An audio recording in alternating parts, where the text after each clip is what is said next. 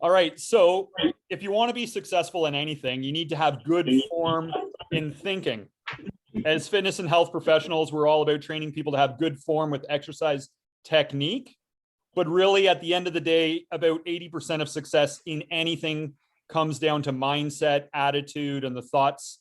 You know, when clients don't succeed, usually it's because they give themselves permission to not follow through, or they indulged in undisciplined thinking.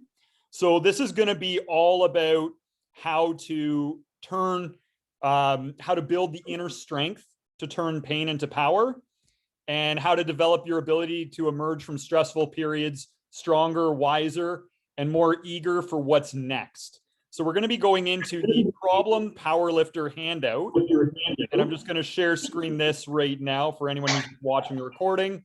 So basically, this is a tool you can use for the rest of your career to have good form in thinking. And the reason is that problems in life never stop. So to develop good form at handling your problems is one of the most useful skills you can develop and commit yourself to in life. So the way to go through this is, for any problem, we just want to be able to describe it and what part of the problem is the problem. Then we could give it a score. What is it on a scale of 1 to 10? How much is it stressing you out?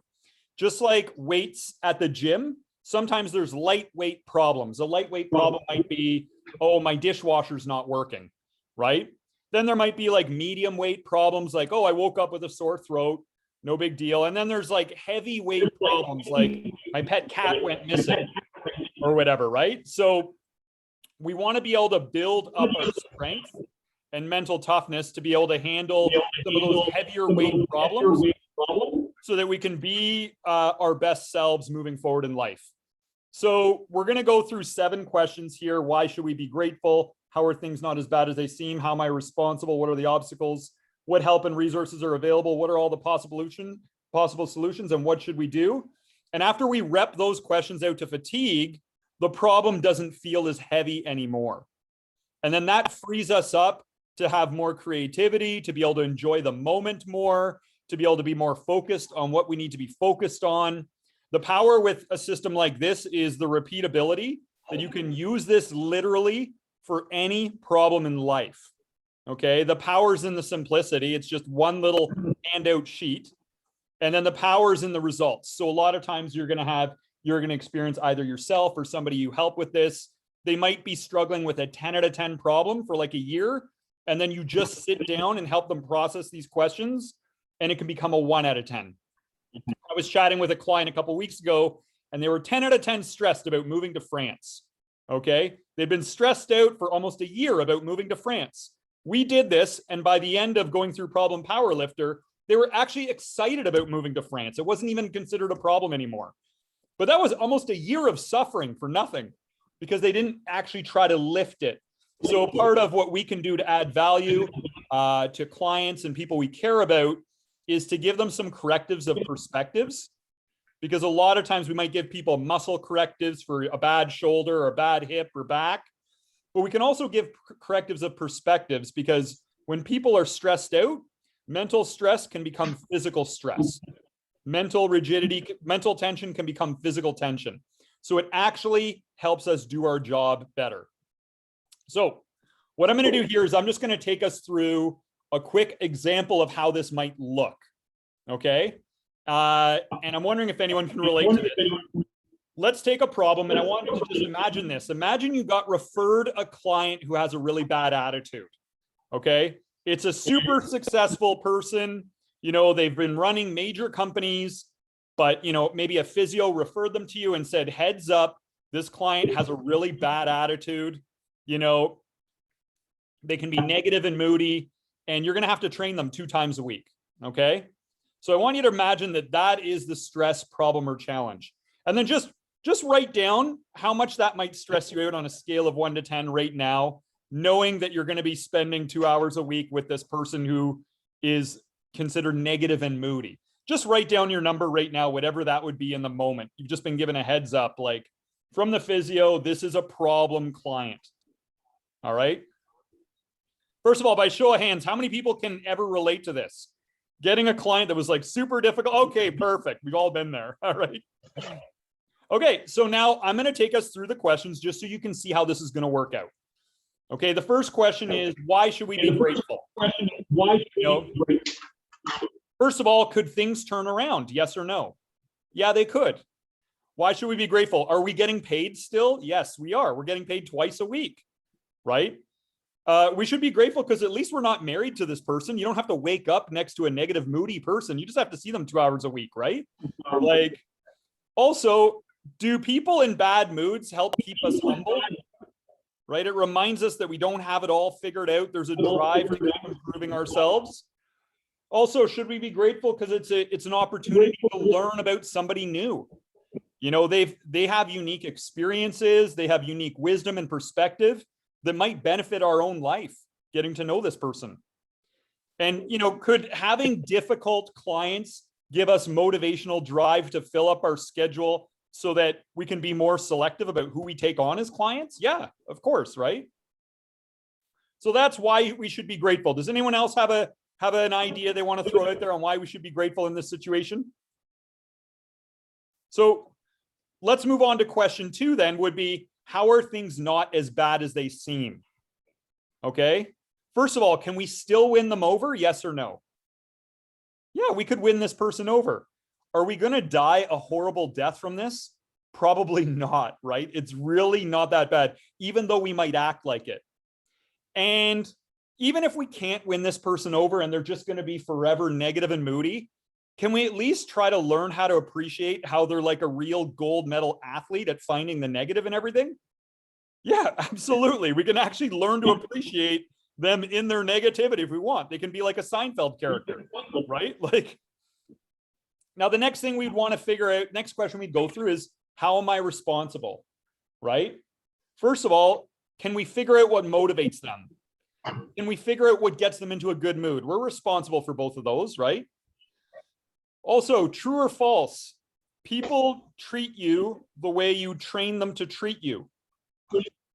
True or false? Yeah, so we can learn how to train people to treat us better and set healthy boundaries, right?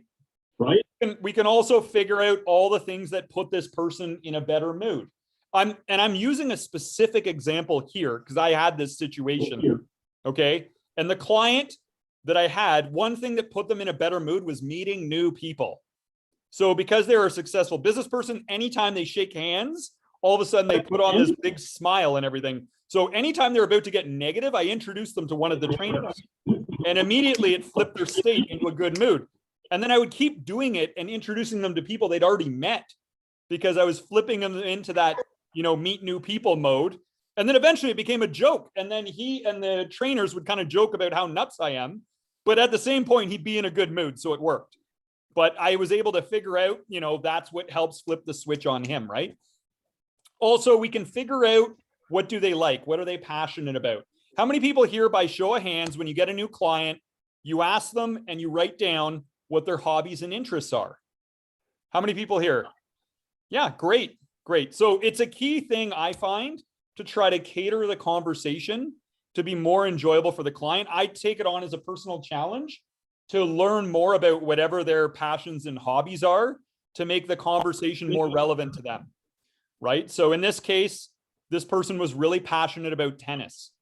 So I think we did a cable workout, and they're also really passionate about old school TV because they were quite old. So I made them a cable workout, and they like the show Anne of Green Gables. How many people here have seen Anne of Green Gables? Yeah, okay. So I gave them a cable workout, and it was called Anne of Green Cables. And I put like a little logo of like a redhead with braids, and he loved it. He was like, this is my kind of routine, you know? And it was like a tennis workout, right? And we can also be responsible for making our positivity more infectious than their negativity. Okay, so that's how am I responsible? Anyone else have any ideas or suggestions on that there? Nope. All right, so let's go on to the next question. What are the obstacles? So in any problem, we want to learn what are the obstacles here. So one obstacle is we don't know how to uplift them yet, maybe, and shake them out of that negative mood. One obstacle might be learning how to help them out with their aches and pains, in this case, a shoulder problem. One obstacle might be our own attitudes towards them, right? And their potential. Like maybe we need to just see the best in them. You know, as the philosopher Goethe once said, you know, give people a good reputation to live into. You know, people tend to act the way we tend to see them. So if we see the best in them, then we're doing the best we can to help support a better outcome in the situation. And one of our things should be our own expectations. We shouldn't expect that every client has an easy personality, because I think all of us would kind of be cream puffs if they were. Like, having clients with difficult personalities helps us develop greater skills in getting along with people, right? It keeps us on our toes a bit. So like when you've got a difficult client, you got to stay sharp, because you know if you're late for a session by 10 seconds, they're already pointing at their watch, aren't they? Has anyone had anyone like that? It's like, you're 5 seconds late. Like, those kind of people can keep us on our toes. Okay, so now the next question would be, what are the possible solutions? So we can run experiments on how to win them over, right? We can get them talking about the stuff they like. This client loved talking about the Mickey Mouse Club show, that old black and white TV show. Has anyone here heard of the Mickey Mouse Club show? They were on the show once when they were a kid. So I would throw on my phone some old episodes to just watch little snippets in our rest intervals. And this would keep the client like laughing, joking around, almost thinking like we were being bad, that we were getting away with watching Mickey Mouse Club in our rest intervals. But that's what it took to kind of get this client excited about being in their sessions, right? We can also try to be their biggest fan. One of the things I do with every client is I try to figure out, like, what are 10 things I appreciate about this person? And I actually make a list. And I try to be a detective at figuring out what I like about them. And I don't have any stats or studies to show you on this, but I feel like they can sense a change in us when we change how we see them. You know, when you change the way you look at things, the things you look at change, as Dr. Wayne Dyer once said. So I feel like every single client that we might have disharmony with, that if we can come up with 10 things we like about them, the problem already starts to solve itself. Okay. What should we do? We can also what are other possible solutions? Start off each session doing something that gets them to laugh.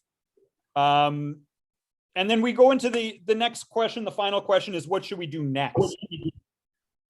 What should we do next? If we haven't already, we should try to find common areas of interest. If we haven't already, we should figure out their personality type and try to harmonize with it. How many people are familiar with the DISC personality profiling system? Just put up your hands if you're familiar with the DISC system, D-I-S-C. Okay, just a couple people. All right, so in this case, this individual was a type D personality. Type D personalities are the minority in personality types, but they always like to feel like they're in control. So they have a real challenge taking orders from people. And so they kind of give you token pushback on anything. Has anyone ever coached anyone like that? They just kind of give you pushback. It's almost like a reflex. Show of hands. Yeah, so you've probably trained a type D client, right? So the thing with type D clients is they respond best to choices. So if you give them a choice close, they feel like they're in control, right? So I might say to them this, I might say, okay, we're going to do lunges next. And if they were to say, oh, I hate lunges, I'd say, okay, we can do lunges and get good results, or I can get you to just use the hula hoop in the corner like a circus clown if you want, right? So it's up to you. What do you pick? Right? So you can give them choice closes and have them choose the thing that you wanted them to do in the first place is a way to harmonize with them. Okay.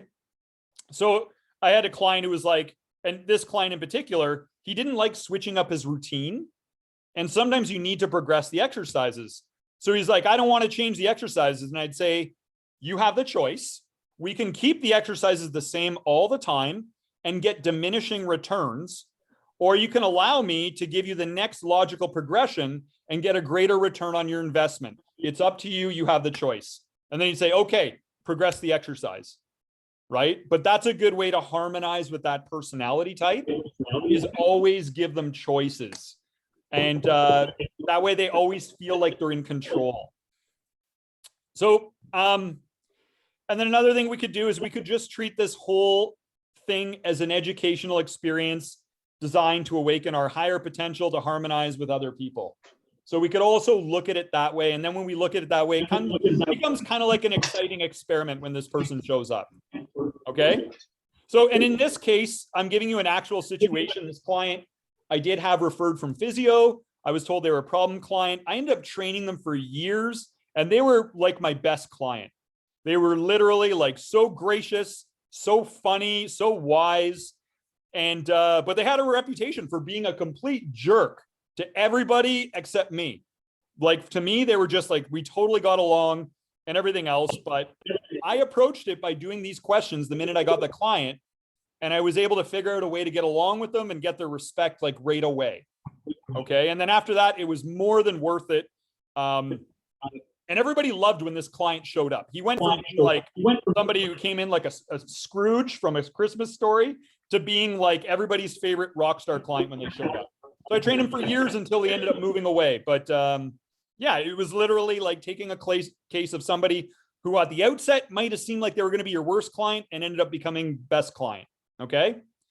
So now, after unpacking all of those perspectives and looking at it that way, if you're to score this again on a scale of 1 to 10, I want you to rescore where that would be now when you take into mind all of these different things, how it's an opportunity for you to grow your skills, how it might turn out to be a good thing in the end, how even though it's uncomfortable, this can lead to inner growth and progress for you as an individual. So rescore it on a scale of 1 to 10. How heavy does this weight feel now? And just write down what your number would be on a scale of 1 to 10 right now. Okay, how many people here, by show of hands, lowered the perceived stress on this one? Yeah, pretty much everybody, right? So what we're doing here, that's really the essence of problem powerlifting.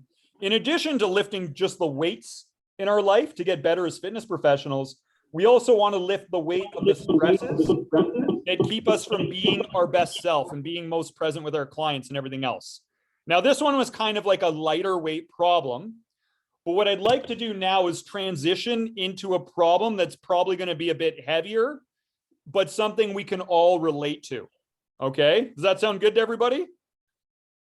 Okay, so here's what we want to do next. Let's just imagine, all right, that you've been having some struggles with losing clients due to, perhaps the pandemic and people's concerns about health risks and comfort level with going to the gym and pro versus anti-vaccine passports and mask mandates and everything else. I want you to just imagine that you've been having some struggles with losing clients, and that is the stress or challenge. How many people can relate to this? Right? Pretty much. Okay, good. This is a relevant problem that affects us all. So we're all going to lift this together. Okay. So I want you to score this right now. How heavy is this problem? Scale of 1 to 10. And then what I want you to do is I want you to write down all of the answers we come up with, because this is a problem that may come back to you again and again in your professional career. And you want to have the answers at your fingertips, because these perspectives are going to give you power. Okay. So write down your score, scale of 1 to 10. And just know that I do want you to write down your answers and keep them for yourself and keep them in your toolbox, because this is a season in our career. And just like life, careers have their seasons. Sometimes there's like summer harvest and sometimes there's winter. And so we want to know what perspectives are going to serve us best in this type of a situation. Okay. So let's first go into, we're going to try to lift the stress of this problem. The first question we're going to ask is, why should we be grateful? Why should we be grateful? Now, I want you to write down as many things as you can think of right now. Why should we be grateful for this problem? Working as a personal trainer, and we've been losing clients lately. Why should we be grateful? And I'll give you some prompters as you do this. You know, is it possible that maybe a bad day in personal training is still better than a good day in most other professions, right? Maybe it's still an enjoyable job and you still get the opportunity to improve people's lives, right? Maybe that's why we could be grateful. Maybe, is it possible it could be good to have slower seasons of work so you can focus on your business rather than being too busy in your business? Is that something we should be grateful for? Actually having a season like this where we can zoom out and focus on the business? Also, can this motivate you to be the best you can be at your job, to secure steady income so that you're always in demand so you can develop better word of mouth reputation? Can this give you that motivational impetus?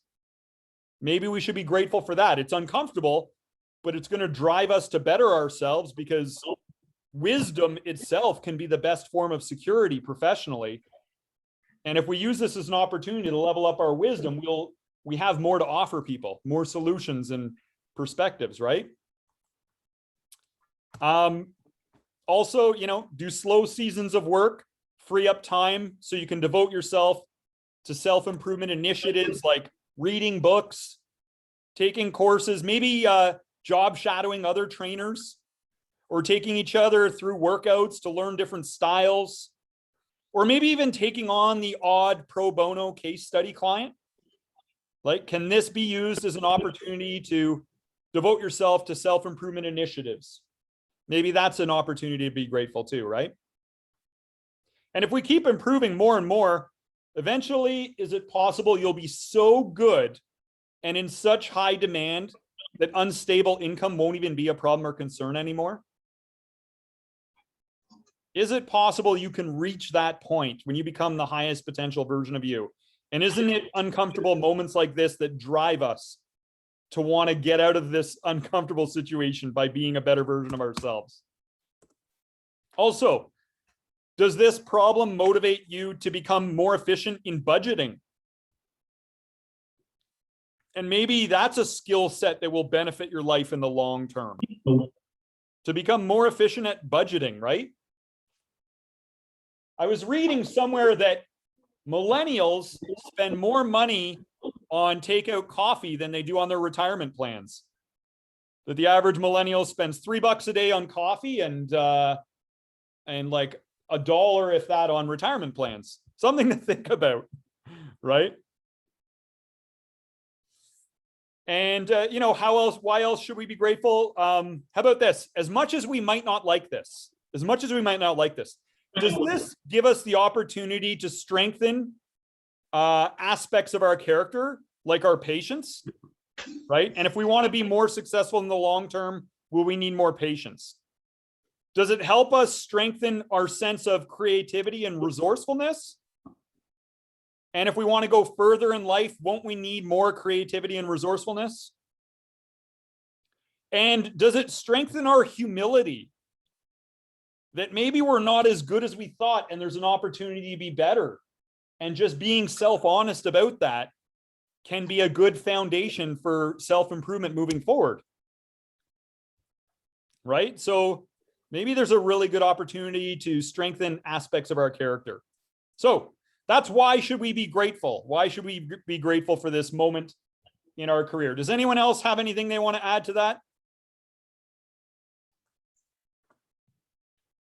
And I encourage you to write down anything and everything you can, because when you read this stuff over, it balances your perspective and it can get you out of the dumps. It's the week after. Oh, Brandon, I love the fact that you kind of related it to like the highs and lows of the in-season and off-season. Like in my brain, there's always kind of two sine curves to the PT business, and there's a time to be really busy and there's a time to step back, relax, and zoom out and educate yourself. Love it. Love it. Excellent share, Jamie. And I remember for myself, early in my career, summer tended to be a slow season for me because clients were always going away on vacation in the summer. And I'd always get excited. Like I'd have my books and courses lined up that I was going to do in the summer, every summer, because I'm like, I have more time between clients because more of my clients are away. And I actually got excited about it. I'm like, this happens every summer, every August. It was like literally August, all my clients go away. And I would also plan my vacations at that time too. So I planned my vacations and self-improvement at that time. Love it. Nothing better than sitting on the dock and reading and nerding out on vacation. My wife hates me for it and she tells me to relax, but that is relaxing, you know? Absolutely. You owe it to yourself. It's part of the journey. It's part of the journey. Okay. Now question 2. Now question 1 is very important, and it's very important to start with that one. Because once you start with why should I be grateful, you're acknowledging to yourself that there's good in every bad situation. And that immediately calms your state of mind so that you can be more creative when we get into more of the problem-solving stuff later on. Okay, so there's a strategy, just like a recipe. Things have to be done in a certain order. But once we say, why should I be grateful? It presupposes that there's something to be grateful for within this challenge. Okay. Now, and I can tell you this, if I didn't have slow seasons early in my career, I would not have developed the skills that helped me have breakthrough success later on in my career. If I could go back in time, I would not take away those slow periods when I was still developing. I wouldn't change a thing. I'd be like, you know what? I will take a short-term financial hit because when you think long-term, as long as I approach this with the right attitude, I'm going to make way more and be way more successful and be able to help way more people in the long term because of these opportunities to reflect on and zoom out on the business, right? Okay, let's go on to problem powerlifter question number 2. How are things not as bad as they seem? How are things not as bad as they seem? I want you to start writing out as many ideas as you can. How is this not as bad as they seem? Okay. For example, this isn't going to last forever, this season with the pandemic and everything else, right? Eventually, we're going to be on the other side of this thing.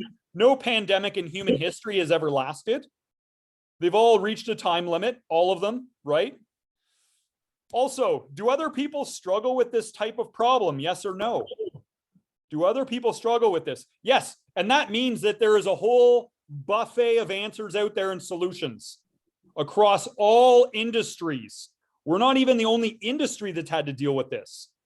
That means that if you go looking for it, other people have been through this and come out the other end, and they have solutions, wisdom, and guidance to help you navigate best through this part of your journey.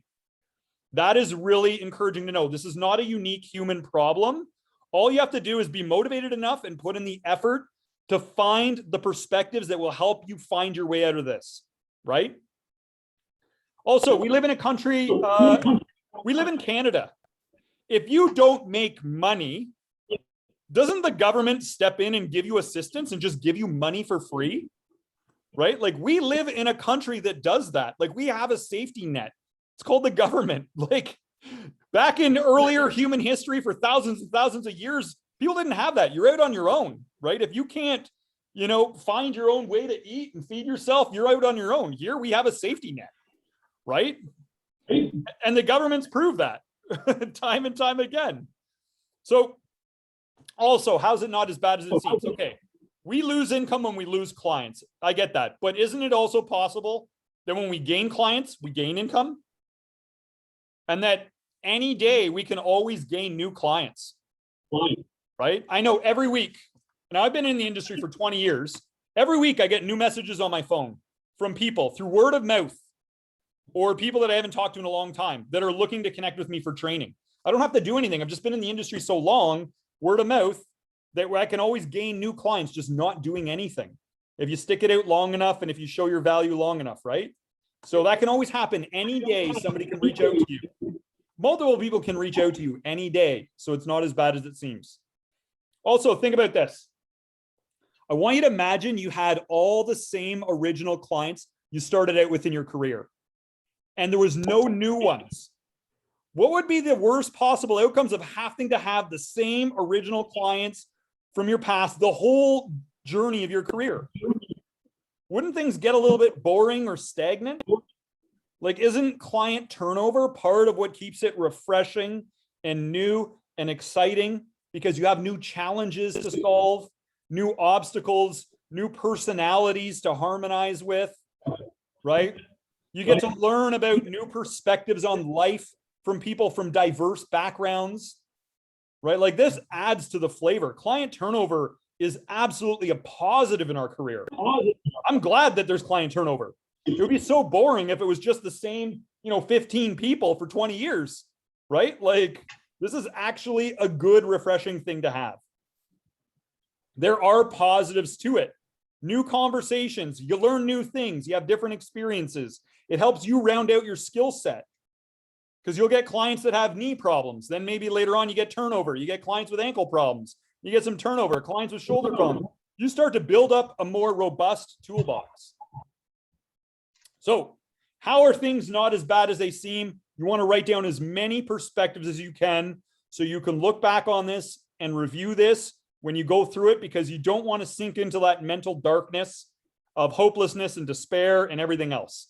Anyone else have any thoughts on how are things not as bad as they seem? All right. So let's go on to question 3. Question 3 is, how am I responsible? Okay. This is a powerful question that we should always ask ourselves whenever we have a problem, stress, or challenge. Because one of the ways to make things worse always is to pretend to be a victim. It always makes things worse. We want to own our own responsibility in any situation as much as we can. Not to undermine when people truly are a victim and, obviously all due respect to that. But a lot of times we act like we are when we do have responsibility in a situation, especially in our career, right? So we want to be able to get past that. So here's some things to think about. How am I responsible? I want you to think about everything you can on this. Everything you can. For example, number 1, am I being totally efficient with my time right now?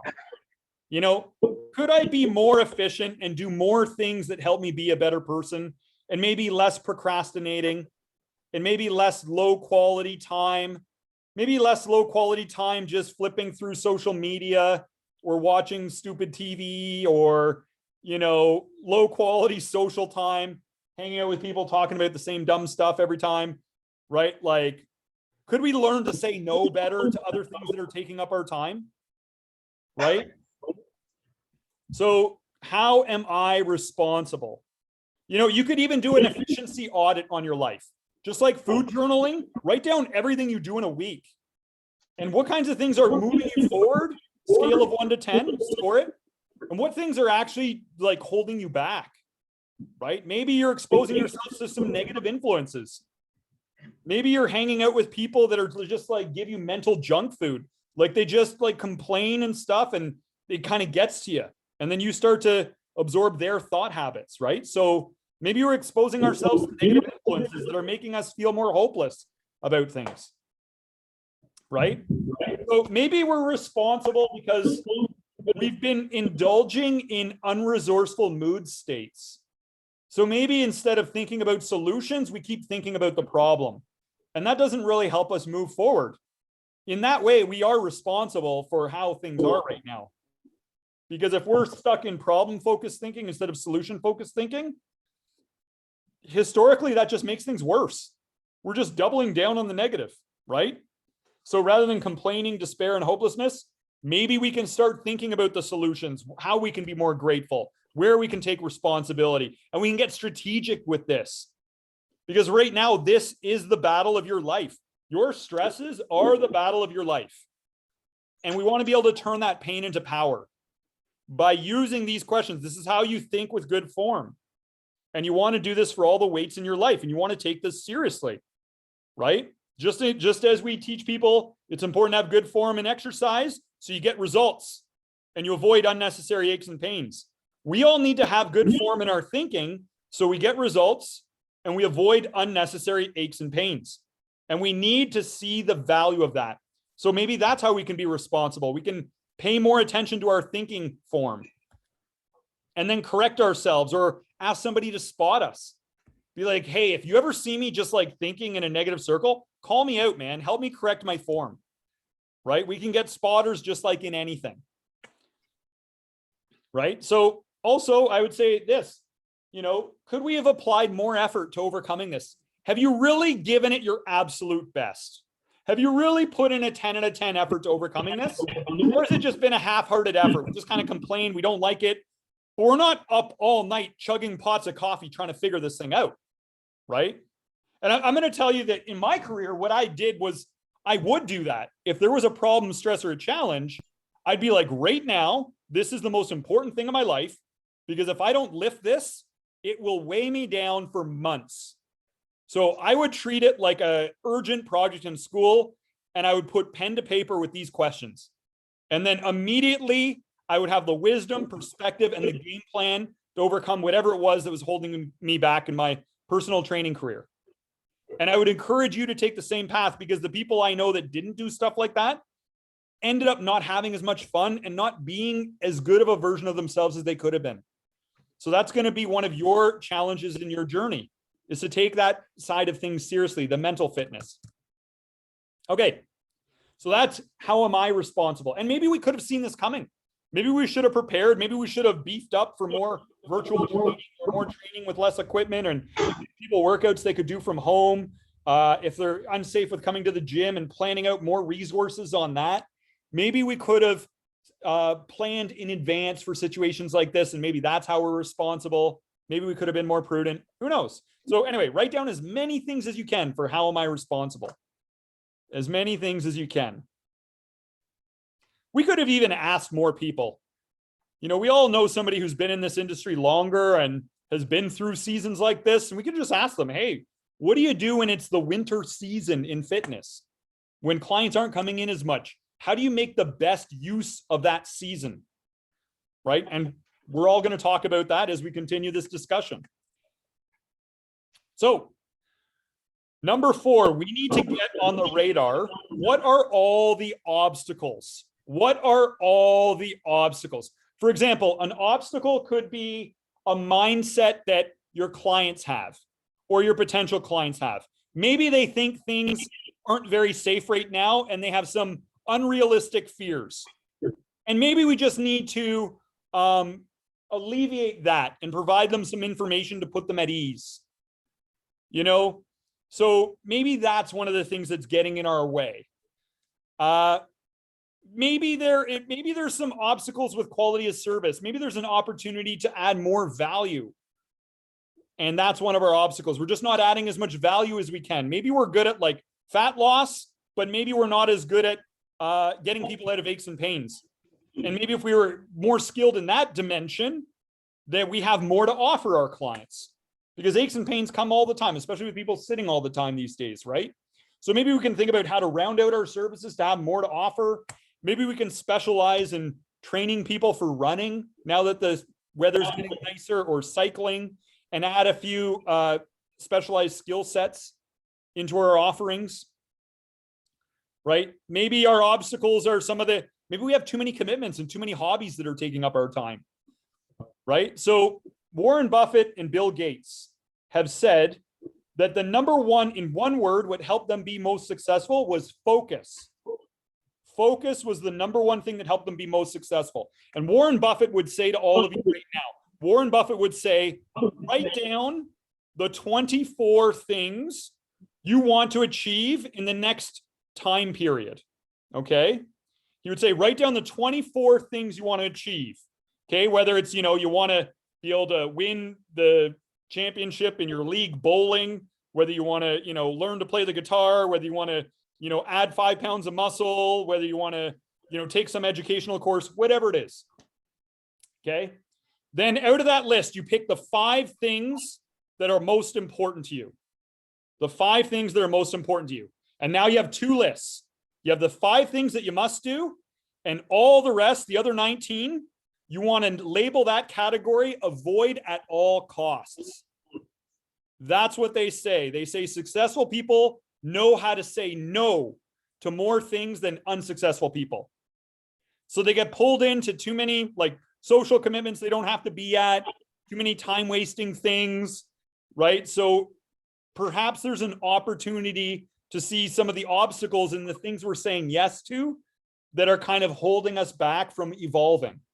So maybe there's some opportunities there, something to think about. Maybe our obstacles are our own unconscious incompetence, right? We all have blind spots, areas we could be better. Maybe we could benefit from a reality check and maybe speaking to somebody who knows us well and get some good feedback on how we can be better. And a good way to do that is this. This comes from Sheila Heen. She's an expert on this subject. Approach somebody and say, hey, look, I know there's probably a list of things I could be doing better. Can you just give me one thing off that list? That's the best way to ask for feedback, because then you're letting people know that you acknowledge that there are opportunities to be better. Because most of the time when people say, can you give me feedback, they're actually fishing for compliments.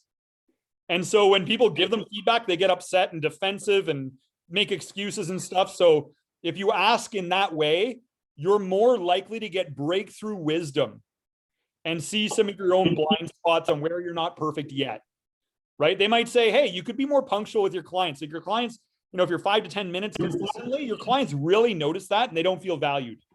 Or, maybe it's maybe mix up your workouts a little bit more, whatever it is. Anyway, we can always figure out how we can get some clear perspective on where we can be better, because we all suffer from our own unconscious incompetence.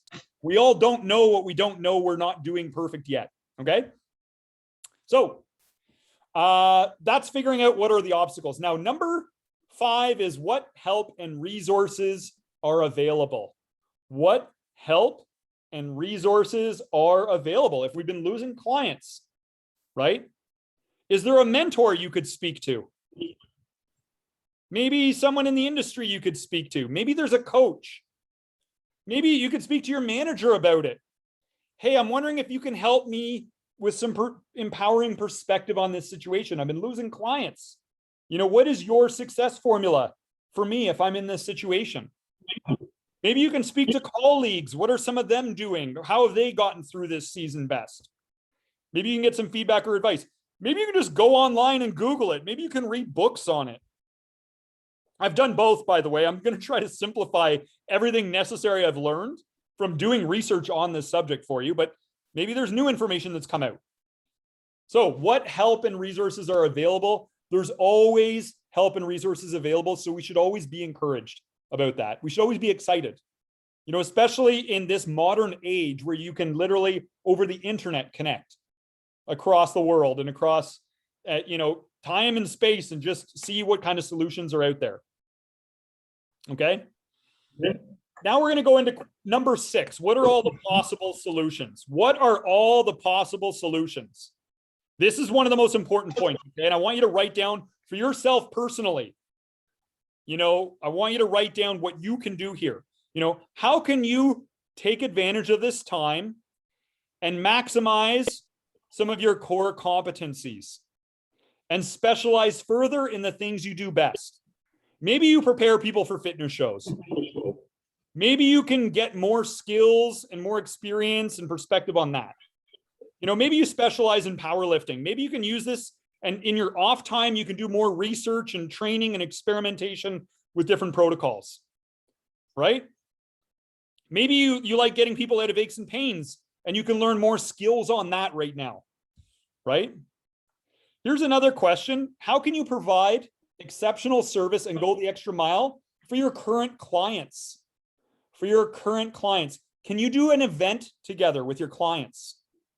Right? I did a volleyball tournament with my clients at one point. Got them all together. We had a blast. My clients came up with the team name. It was the Foxy Ladies. We had like a logo of like a lady fox with eyelashes holding the ball, just because there was more women than men, and they outvoted all the men just to have this really kind of cute feminine logo and stuff. Anyway, maybe we can do a 5K run alongside some of our clients, right? And you can prepare clients to do that together. I've done that with my clients as well. They love it. They'll tell everybody about it. They'll be like, my trainer was running alongside me and everything else. Maybe we can do a healthy grocery shopping trip with clients, or a group social, or go on a group nature walk or hike. Just pick a Sunday and just pick like a conservation area and just have whatever clients can make it show up and just give more value. Get them talking about you more. Be more than just a trainer, right? Maybe you can share healthy recipes amongst your clients. Ask everybody for their favorite healthy recipe. You can put them together, share them with everybody. make smoothies together, all kinds of things. I want you to think about how you can go the extra mile for your current clients and have fun doing it. I found that whenever I did these things, it was always a really fun way to spend my free time doing these kinds of things with clients. Okay. So that's something you can think about. Or, how might you tempt new business with new service offerings or promotions? Okay. One of the things I had my wife do, she was a personal trainer, and she had just started. And after 3 months, I told her, I said, try this play. Tell clients about the Accelerated Results Program. Okay, be like, hey, have I told you about the Accelerated Results Program? Then explain to them it works like this. You have some free time in your schedule right now. Everybody knows that when you work out with the trainer, you do a better workout. So all you have to do to be on the Accelerated Results Program is book an additional session with me each week. Okay, that's it. That's the Accelerated Results Program. She did this with all 10 of her clients. All 10 said yes. And she won the Personal Training Efficiency Award for her region. Okay. I never did that. I never had that kind of success with that. I made this whole thing up and I never had that kind of success. I told her, I said, you already did better than me. I thought you might get 2 or 3. You got all 10. That's crazy. Right. But that's a new service offering. So you can be creative with it. You come up with new names and tell clients and be like, if there's friends or family, you want to get involved, I'm going to prepare a group of people to do a 10K run. We're all going to do it together. We're going to do the weight training piece, stretching and flexibility, the cardio, blah, blah, blah. So you can tempt new business with new service offerings or promotions. Maybe you can target different demographics of people. Who might you target? Maybe younger people, maybe older people, people in a specific sport that you're passionate about, people in a particular geographical region you can go and speak to, right? So something to think about. You could also think about, instead of losing clients, maybe having a smaller bucket to put them into.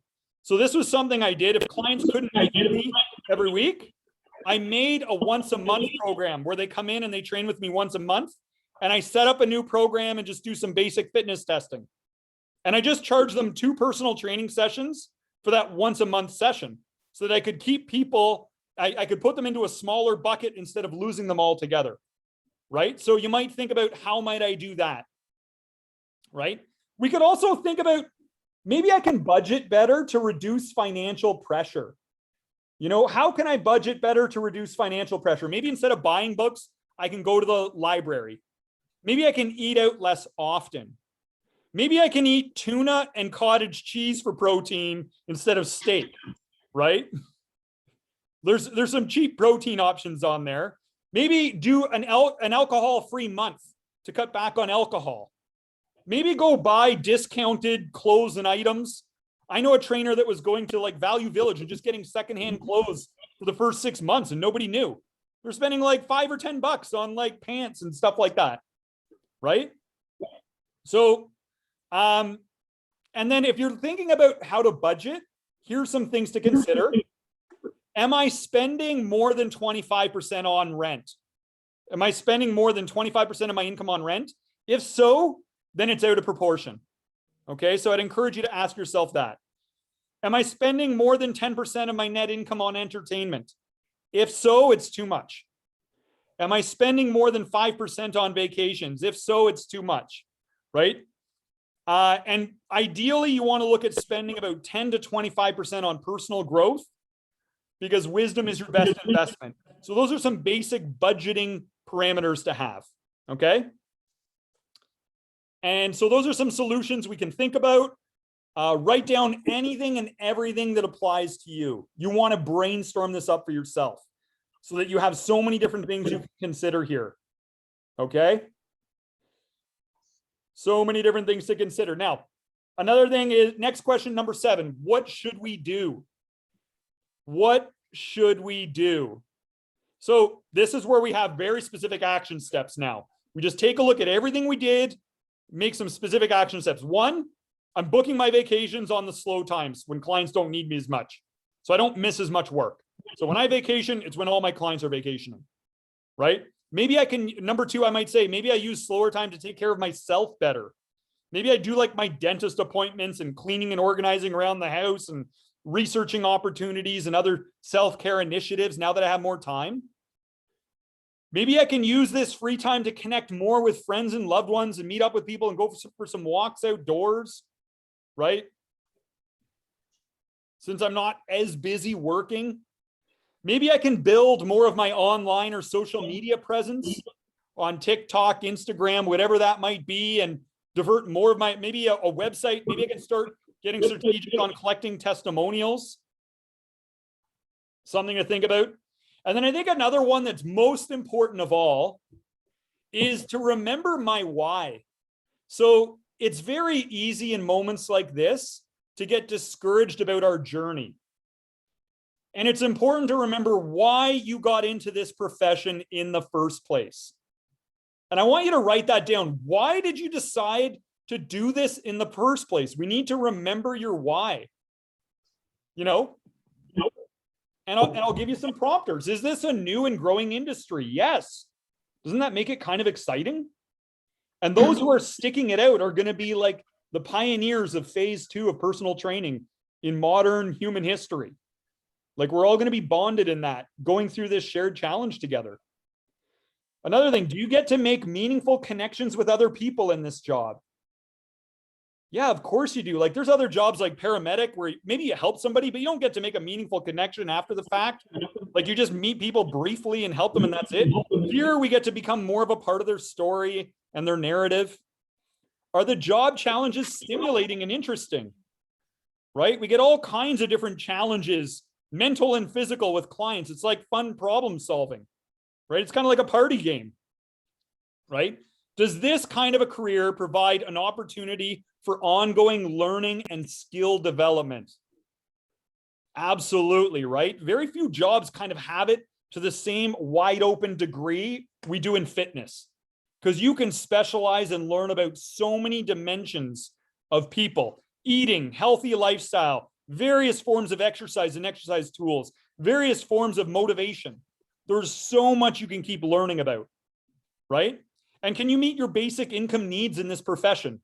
You know, studies show that as long as you can make 70,000 in a profession, that at that point, people reach their maximum level of happiness and they don't tend to increase happiness any more incrementally after that. So if you can hit 70K in your profession, then you're going to meet all of the realistic financial needs you have to have in order to be as happy as you can without finances being too much of a distraction. Okay?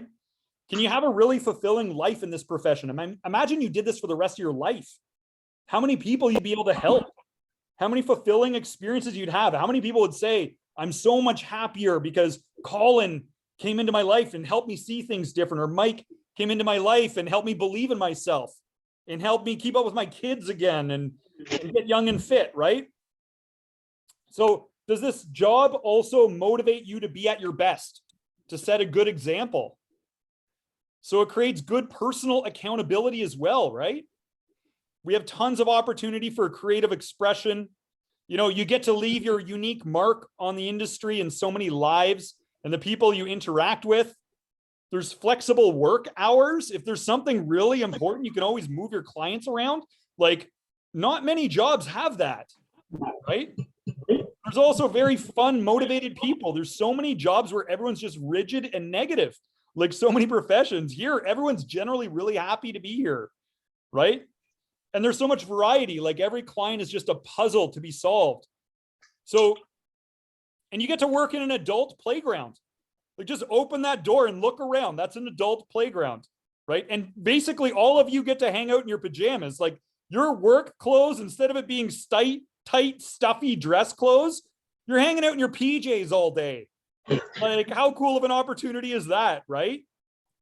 You know, we're not living in a war-torn country. There's no risk with it. It's not like you're working in a coal mine and things might cave in on you.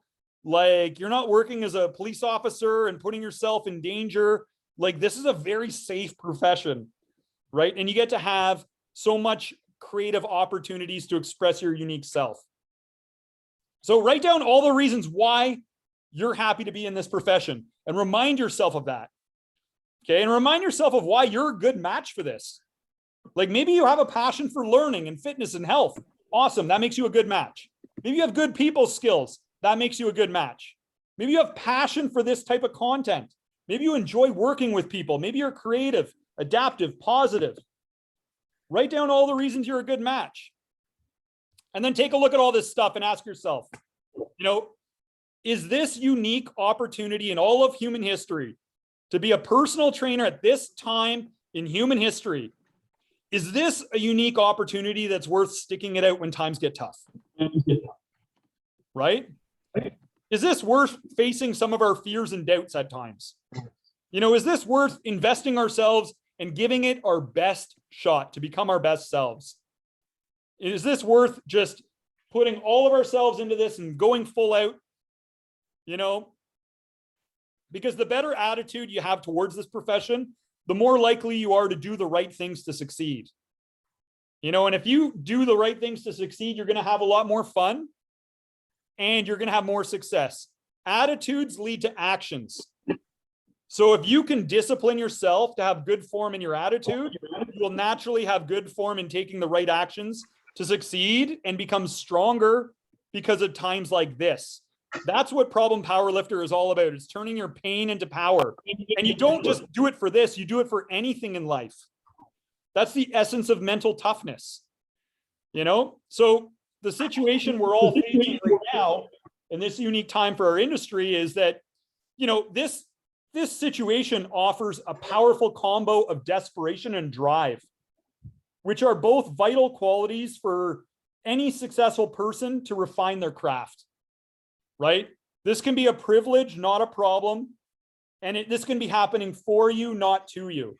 So this can be an educational experience designed to awaken your higher potential. All right. So now I want you to just take into account everything we've said, score it 1 to 10. How stressful is this now on a scale of 1 to 10? And if you look at it more as an opportunity and a privilege rather than a problem, then just give it a lower score.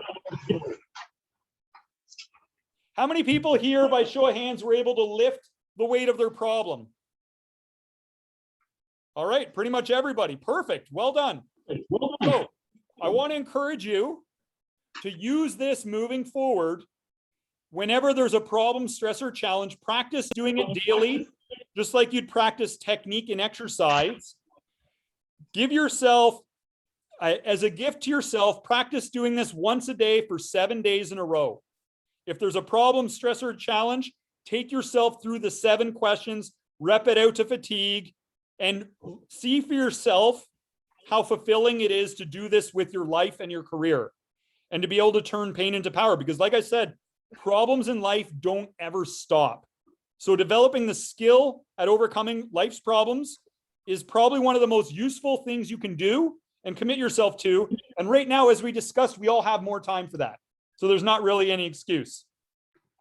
Okay, everybody, it has been an honor and a pleasure to hang out with you all today. I just want you to consider me a friend that's going to be here to support all of you in your journey because we all have a common mission. We're all here to be a force for good. That's why we're in this profession. When you help people to eat better and think better and move better, you make the world a better place. So I honor all of you in your journey. I've been where you're at. I know what it's like. And